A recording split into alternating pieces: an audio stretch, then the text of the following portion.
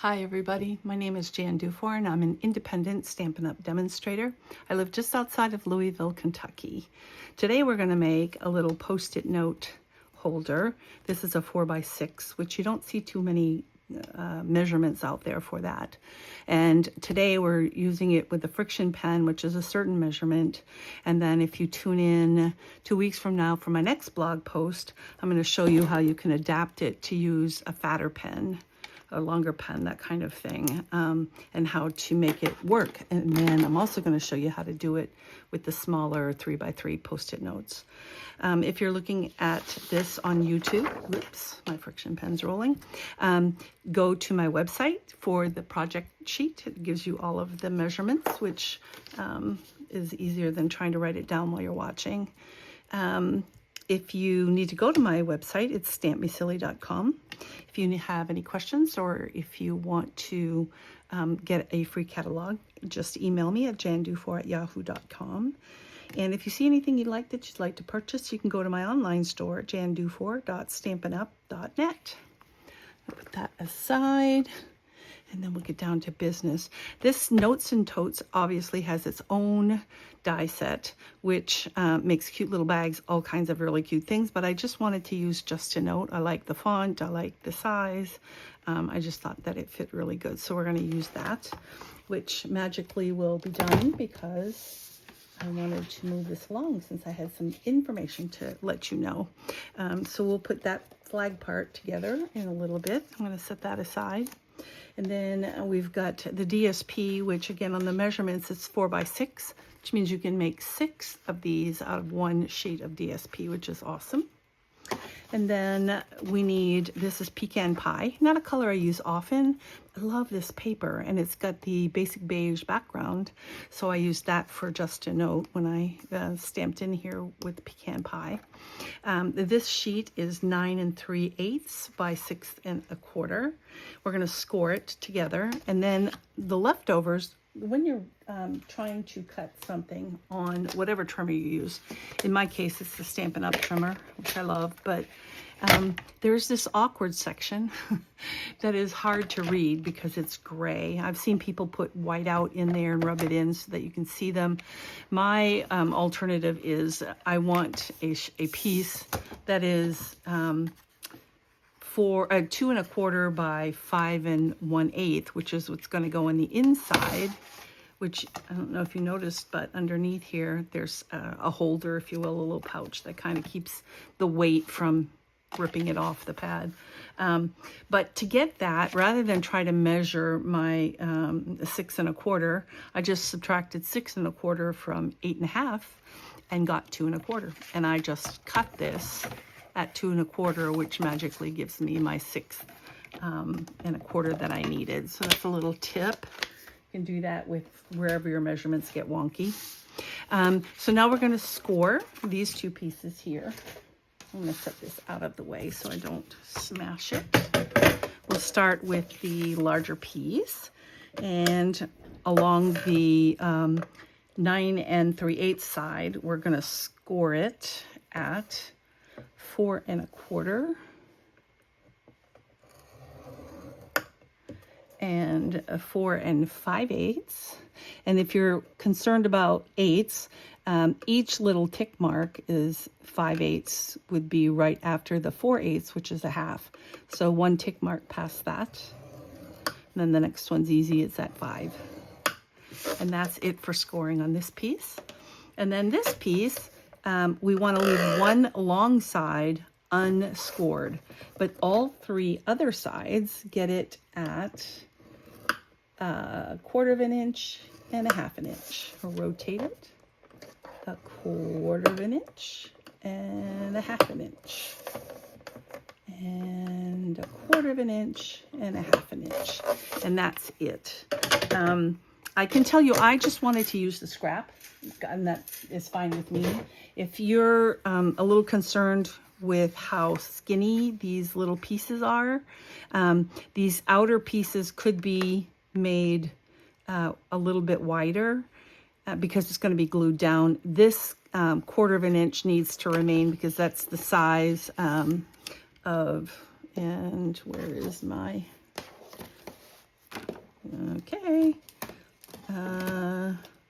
apparently, oh no, there it is. I was going to say, apparently somebody walked off with it. No, it's usually my fault, almost always. There we go. And you do want to score these because we are going to be gluing them down, and they need to be good and scored. But as I was saying, this last outer piece on either any of the three sides can be made bigger if working with these small pieces is just not working out for you. There's another way you can do it too. I used glue when I did it, but just to be contrary, I'll go ahead and use tear and tape this time. You see it? I think it's small enough.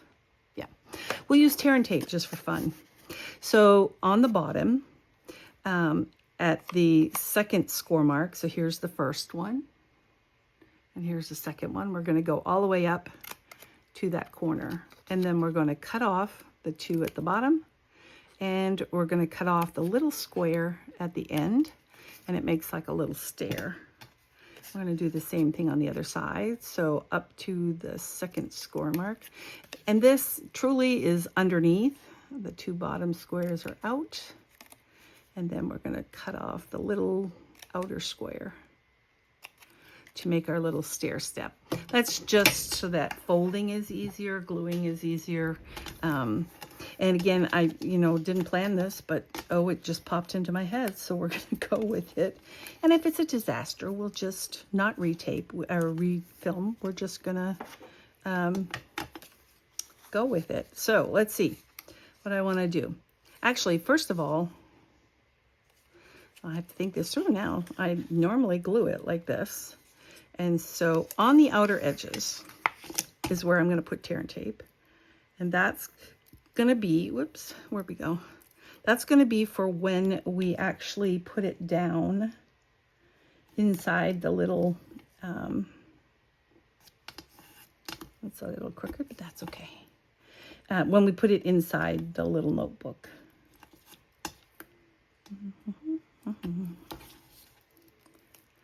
This will be a little bit less fiddly. It's not super fiddly, but if you're having a hard time doing it with glue, we'll venture into this. But to glue it like this, you do need to pull off the tape and work with it open.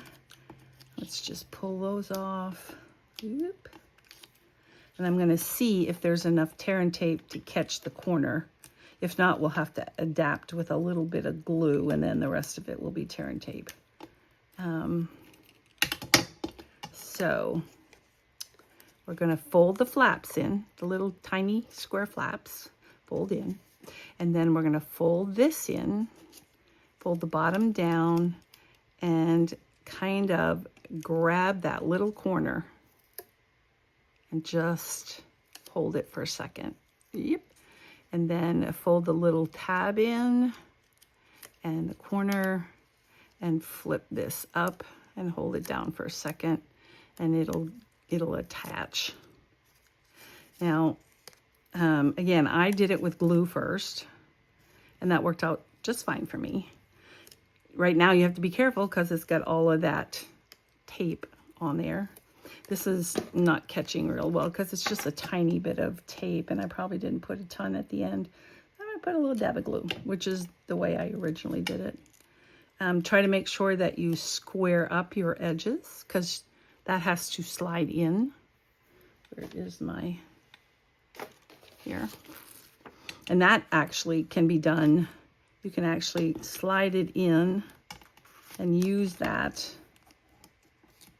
to make it stick. There we go. I don't know if tear and tape's the best way to go. I think I'd glue. I think I'd stick with my glue, but it was a good try. All right, so we're going to set this aside because we don't need it right this second. We're going to go ahead and fold and burnish this. Even though you score it along a score line that's straight, we can shift our paper. So make sure that when you do fold and burnish this, that it is lining up along the edges. I'll show you. This is not quite straight. And that just, it happens you know, you might have shifted the paper a little bit when you were scoring. Who knows? The score marks are straight. I have tested that before. We're just scoring all of them. All right. Now, while the two pieces of this are together, we're going to make little tick marks. It doesn't have to be anything official. I have chosen, because I am using this, to make my cuts at 3 and 4 inches. Now, when we do this, because there's a clip, we will make that different, and you'll see that adjustment, or you can kind of figure it out probably all by your lonesome. So 3 and 4 inches. We do this very scientifically. We take a set of snips and just clip it to make the little pouch for your pen. Now, these have to stick out while the other pieces have to be in. And you can wiggle it, but if you never fold this in the direction it needs to be, which is sticking out, it's a lot more difficult after you've glued it. So just as a warning, FYI. All right, so now that's there. We have to glue down this edge. So we want glue right here. Do not put it on the part where the pen hangs on, because then you will not have a pen to put in there. And then just go ahead and close it.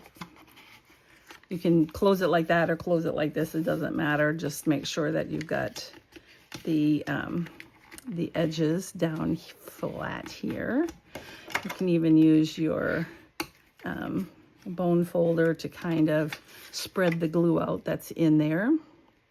And then we're going to open this up, and just because I want to make sure it stays good. Tear and tape is really good for certain things, especially if you need a quick hold. But I find that if you want things, when you're making boxes and things that are structural that you want to really make sure stay stuck years later, you want to use our all-purpose glue. You open it up and you kind of just scooch it in the corner and scooch it in the corner. Line it up. You want to line it up at the bottom and then just hold it. Now it has the tear and tape, which is an advantage because it does immediately hold, but the glue is going to take a second. So just go ahead and hold it a little bit. You can also slip the paper in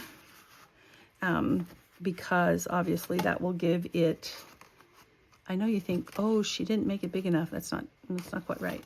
It does fit. There we go. There's one little, there we go. So it's in there. So that helps you press. That's basically why that's there. Now, for practical purposes, and the reason why I didn't decorate this piece is I would probably flip some of this paper out so that when you're writing, you're not going over a lip or only able to write this much because of the flap that's in there. And I probably took out way too much paper. I meant to bring out a few pieces. There we go. All right. Now it's where it belongs. Okay. And then we're going to take, I'm running out of pens. Well, the blue doesn't match. We're going to put the blue in anyway, I guess. Oh, wait, nope. I got a pink one.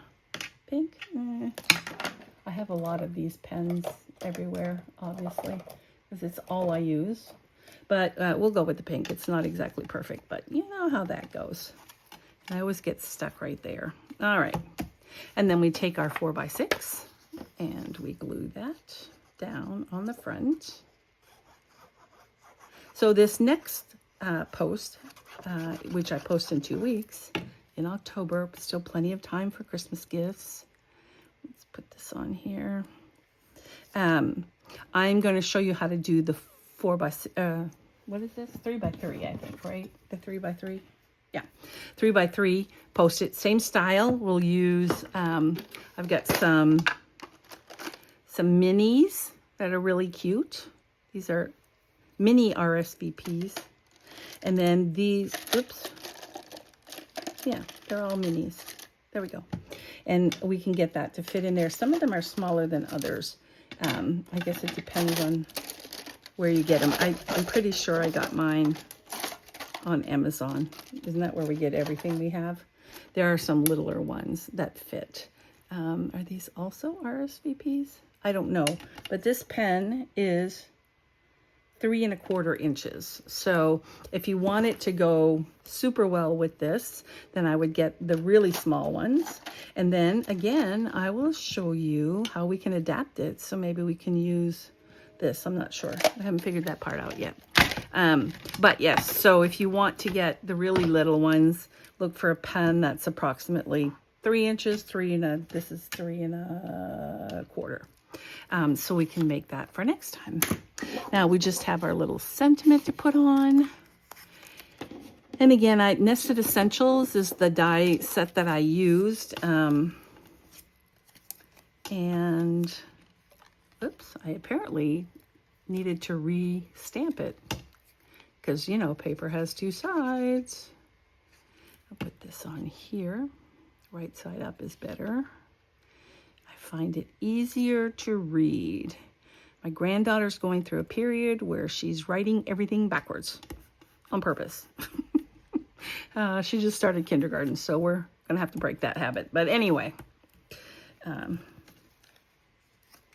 put this with the right side. I'm just, you know, you can decide how far down you want this. This is a very go with the flow kind of thing.